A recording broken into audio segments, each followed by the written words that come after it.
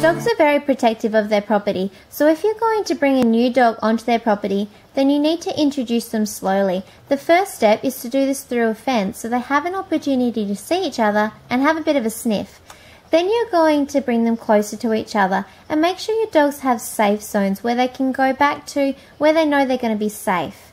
At this stage, we're not letting them get too close to each other, just so they're both comfortable and we're not rushing this process.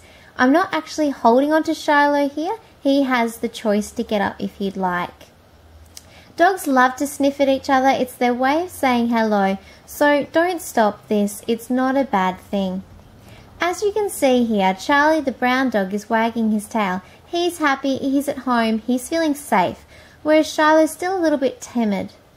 Now on this occasion there was 2 dogs for Shiloh to meet, so we introduced them one at a time because Shiloh is a very shy dog. As you can see, he's getting more confident here and he's walking away from me. This is a great sign. It means he's more comfortable. Shiloh's tail is down and he keeps rolling over into a submissive position. This is just showing the other dogs that he means no harm and that he's not yet 100% comfortable with the situation. Constantly praising your puppy throughout this process is going to help them get more comfortable with the situation, and for future encounters with dogs, they're going to be much more confident.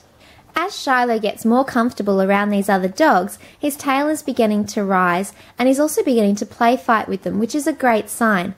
Play fighting is a natural thing that dogs do to establish pet order and have a bit of fun, and I wouldn't be stopping it. However, you do want to monitor it. If one of the dogs gets too rowdy, just take them away from each other for a while and give them a bit of a break. Dogs can also be quite protective over their owner, so make sure that you only touch your dog at first and don't interact with the other dog until you know that your dog is 100% okay with that and they're not going to react badly. If you're just out in a park or a beach where you're going to be meeting other dogs, it's fine to just let them go up on the leash and have a sniff at each other. This is a different circumstance though, because neither of them own the property, so they're not going to get as defensive. Finally, Shiloh really warmed up to the other dogs. We stayed in close proximity, so if he got too scared, he could always run back to one of us.